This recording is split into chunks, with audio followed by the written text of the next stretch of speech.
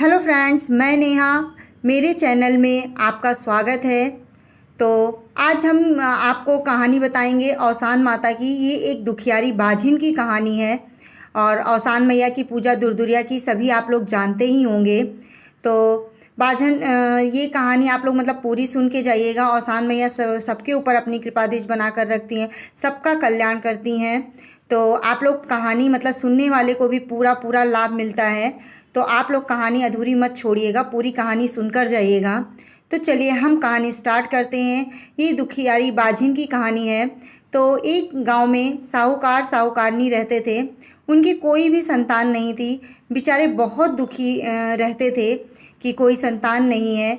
और उनको मतलब जो गाँव वहाँ की महिलाएं थी, गांव के लोग थे, वो भी मतलब सम्मान नहीं देते थे। सब बोलते थे कि बाजिन है तो बाजिन है। कोई भी पूजा पाठ शुभ काम होता था तो उसमें नहीं बुलाया जाता था साहूकारनी को। तो उसको बड़ा दुख होता था और वो हम बहुत ही उदास रहती थी।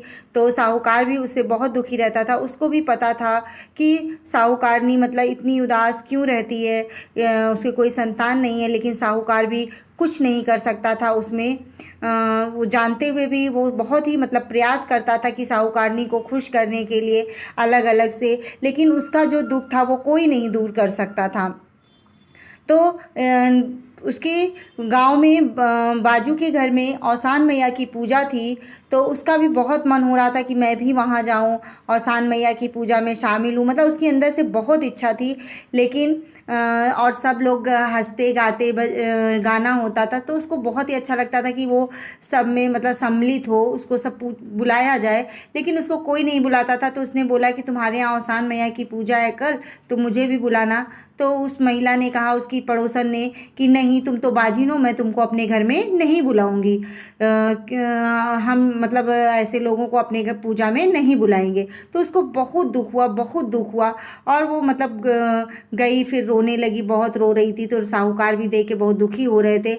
लेकिन बस उसको समझा सकते थे कि क्या कर सकते हैं, और खुश करने का प्रयास कर रहे थे। तो साहूकारनी के मन में ऐसा ही एक विचार आया और उसने बोला साहूकार से कि आप नीचे जाओ। बोली क्यों? कहे नहीं आप बाहर जाओ, मुझे कुछ कहना है आपसे।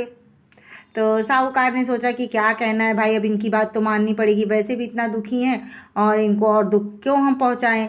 तो साहूकार बाहर चले गए। तो जो साहूकारनी थी वो ज़ोर ज़ोर से चिल्लाने लगी, मैं तो माँ बनने वाली हूँ, मैं तो माँ बनने वाली हूँ। ये सुनकर साहूकार भी बहुत चौंक गए कि अभी तो उदास थी, रो रही थी, और इसको अचानक ऐसा मतलब कि खुश हो गई कि इतना कि मैं तो माँ बनने वाली हूँ, मैं तो माँ बनने वाली हूँ, ऐसा क्या हो गया। और उसके मतलब पड़ोस की औरतों ने भी सुना कि भाई जो साहूकारनी है वो माँ बनने वाली हैं। तो साहूकारनी तो माँ बनने वाली हैं। ये सुनकर बहुत मतलब खुश है। और आप लोग महिलाओं को तो जानते हैं कि उनके पेट में कुछ पचता नहीं है।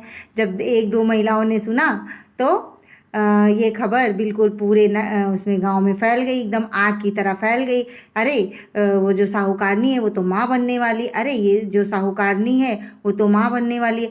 और उनके झूठ बोलने का, जो साहूकारनी थी उनके झूठ बोलने का सिर्फ एक रीज़न था, एक कारण था कि वो मतलब कोई तो उनको अपने पूजा पाठ में बुलाता नहीं था, किसी भी शुभ कार्य में। तो वो सोच रही थी कि क्यों ना मैं अपने घर पे ही औसान मैया की दुर्दुरिया चपवा दूँ, औसान माता की, तो मेरे घर पे ही सब लोग आएंगे तो उसमें ही हम शामिल हो जाएंगे। तो जब वो न्योता देने गई सबको कि भाई मेरे यहाँ कल औसान में एक पूजा है, तुम लोग आना, तो वो लोग मना कर दी, कहीं नहीं हम तुम्हारे यहाँ नहीं आएंगे, तुम तो बाजिन हो, हम तुम्हारे घर पे नहीं आएंगे पूजा में। अब वो बड़ी परेशान हो गई कि कोई बुलाता भी नहीं है हमको और कोई मेरे घर पे आने को भी नहीं तैयार है। इसलिए उन्होंने ऐसा झूठ बोला। मतलब उनको सिर्फ औसान मैया की पूजा के लिए ही उन्होंने इतना बड़ा झूठ बोला। तो आप लोग आगे देखिए उनको इस झूठ का मतलब क्या क्या उनको करना पड़ा इस एक झूठ बोलने के पीछे। फिर अब उन्होंने फिर राजा ने जब साहूकार घर में आए तो वो पूछने लगे साहूकारनी से कि तुमने ऐसा क्यों बोला, अभी तक तो तुम बड़ी उदास थी, रो रही थी। तो बोली कि क्या करूं, मैं औसान मैया की पूजा करने का सोची, सबको बुलाने गई लेकिन किसी ने मेरी बात नहीं सुनी, सब बोले कि मैं नहीं आऊँगी नहीं आऊँगी। तो इसीलिए मुझे इतना बड़ा झूठ बोलना पड़ा कि मतलब भाई मैं औसान मैया की पूजा करने करनी है तो सुहागन तो चाहिए ही, बिना सुहागन के तो औसान मैया की पूजा नहीं होगी। एकहरी करनी है तो 7 लोग चाहिए, दोहरी करनी है तो 14 लोग चाहिए। तो मुझे ये झूठ बोलना पड़ा औसान मैया की सिर्फ पूजा करवाने के लिए। तो जब ये नगर में पूरी खबर फैल गई थी गाँव में कि वो साहूकारनी जो है गर्भवती है, साहूकारनी गर्भवती है, तो सब लोग फिर उन्होंने वो मतलब आई उनके यहाँ, फिर उन्होंने चबवाया औसान मैया की दुरदुरिया वो की सब वो करने लगे कि चलो औसान वो है दुरदुरिया हो रही है और इनके यहाँ, और सब अच्छे अच्छे से होने लगा। इसी प्रकार करते करते 7-8 महीने बीत गए। अब जो साहूकार और साहूकारनी बड़े परेशान हो गए कि भाई 7-8 महीने तो बीत गए, अब क्या किया जाए। कहाँ से, वो गर्भवती तो थी नहीं साहूकारनी, तो कहाँ से मतलब झूठ बोली है तो अब उसका रिजल्ट तो धीरे भाई सामने आएगा ही। तो फिर साहूकार ने बोला ऐसा करते हैं कि हम बोल देते हैं गांव में कि हम लोग व्यापार के काम से बाहर जा रहे हैं कहीं, अब कहीं मतलब मेरा व्यापार वहाँ पे है और यहाँ से चलते हैं, थोड़े दिन बाद फिर आएंगे। तब कोई नहीं वो करेगा, नहीं अभी ये होगा कि झूठ बोले झूठ बोले झूठ बोले। तो दोनों साहूकार साहूकारनी गांव से चले गए दूर कहीं और वहाँ रहने लगे। फिर जब 2 महीने बीते तो गांव में सूचना भिजवा दी कि भाई साहूकार को बेटा हुआ, साहूकार को बेटा हुआ। सब गांव के लोग तो खुश हो गए कि चलो साहूकार को बेटा हुआ, लेकिन अब इतने साल बाद बेटा हुआ था तो सबको बड़ी देखने की इच्छा हो रही थी कि साहूकार का बच्चा कैसा है, साहूकारनी का। तो वो लोग तो आए नहीं, बोले भाई मेरा व्यापार चल रहा है, हमको छुट्टी उट्टी नहीं मिल रही, अभी हम नहीं आ पाएंगे, नहीं आए। ऐसे करके 4-5 साल बीत गए, वो लोग आए ही नहीं गांव में। फिर जब 4-5 साल बाद वो लोग गांव आए तो सब आए पहले ही मतलब देखते ही कि सबके मन में यही था कि देखिए उनका बच्चा कैसा है, उनका बेटा कैसा है करके, तुम्हारा बेटा कहाँ है, तुम्हारा बेटा कहाँ है, यही कहकर पूछने लगे सब लोग। अब बेटा तो था नहीं तो क्या जवाब देती। तो साहूकारनी ने बोला कि मेरा बेटा भाई एक ही बेटा था और वो पढ़ने में बहुत अच्छा है, उसको हमने हॉस्टल में डाल दिया है कि अच्छे से पढ़ लिख के कुछ बन जाएगा। तो सबको थोड़ा मतलब वो हजम तो नहीं हुई बात कि इतना छोटा सा बच्चा और उसको हॉस्टल में डाल दिया, लेकिन अब क्या करती, मजबूरी थी तो बोलना ही पड़ा साहूकारनी को। फिर चलो धीरे सब ने एक्सेप्ट किया, तो आज नहीं तो कल तो आएगा, कभी ना कभी तो उनका बेटा आएगा ही गांव में जब माँ बाप यहाँ आए।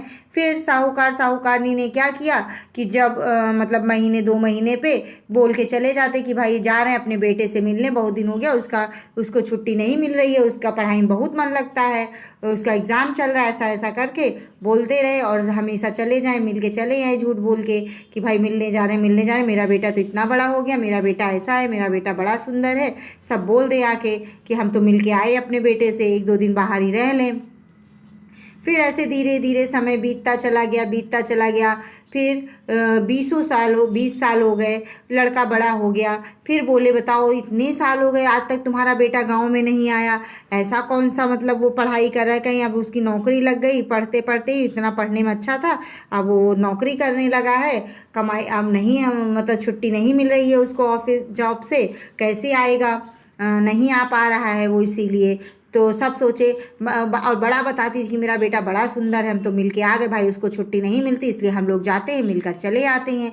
तो सबको बड़ा वो हुआ कि चलो साहूकार साहूकारनी की बेटे से भाई शादी करवा दे किसी का, तो हम लोग का भी नाम हो जाएगा, इतना सुंदर है, इतना अच्छा है, कमा रहा है, सब कुछ है। तो जो गांव की औरतें थी उनके लिए रिश्ता लेके आने लगी साहूकारनी के बेटे के लिए। फिर अब किसको मना करे कि मेरा बेटा ही नहीं है, मैं शादी ही नहीं करूँगी, कि ऐसे सबको पता चल जाता, फिर वो झूठी बन जाती। तो वो मान ली कि चलो भाई हम शादी करेंगे तो शादी के दिन मेरा बेटा आएगा। ऐसा करके वो पूरी शादी का समय हो गया, सब हो गया। अब सब परेशान हो गए कि दूल्हा नहीं आया भाई, समय हो गया, अब कैसे शादी हो। तो साहूकारनी बोली कि भाई छुट्टी नहीं मिली, बड़ा मेरा बेटा भी चाह रहा था लेकिन छुट्टी नहीं मिली, क्या करें। तो ऐसा करते हैं तुम मेरे बेटे के नाम का सिंदूर मांग में भर लो और चलो मेरे साथ मेरी बहू बन के, फिर वो आएगा।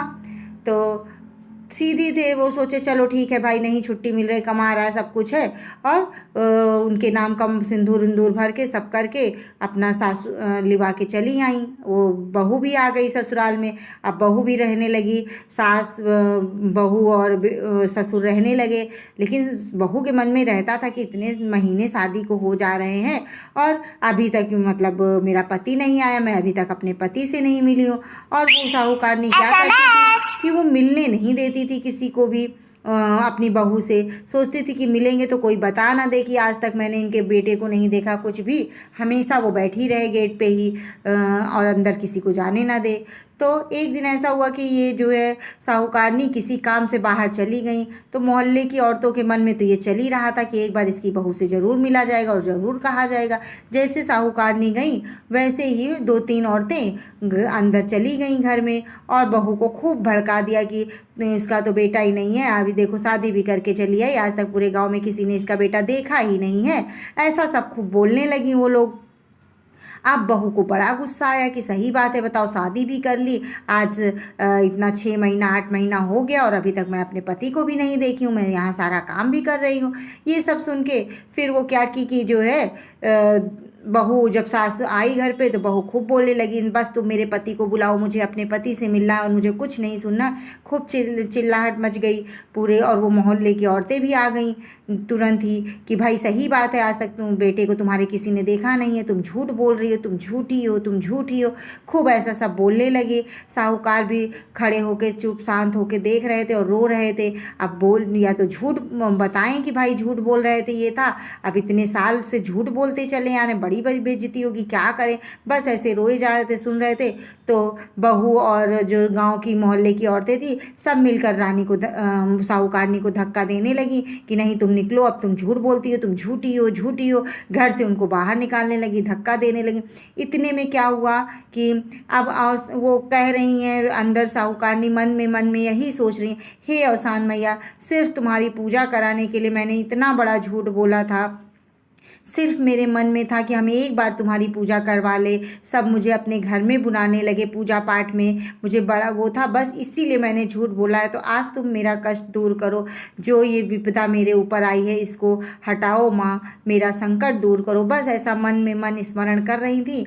इतने में सब धक्का दे रहे थे। इतने में एक खूब सुंदर सा नौजवान चला आ रहा था, खूब सामान वामान लेके, और उस जैसे धक्का दी वो गिरने वाली थी साहूकारनी, वैसे ही उस बेटे ने उनको पकड़ लिया और बोला, तुम लोग मेरी माँ को धक्का क्यों दे रही हो? ये मेरी माँ है, मैं कमाने गया था, अब मैं लौट के आ गया हूँ, अब मैं यहीं रहूँगा, तुम लोग क्यों धक। तो वो बोली कि अभी तक तो तुम कभी नहीं आए, अभी आए हो, तो अभी तक मैं पढ़ रहा था, फिर कमाने लगा, नहीं आ पाया, छुट्टी मिली, अब मैं आया हूँ, अब मैं अपने परिवार के साथ रहूँगा।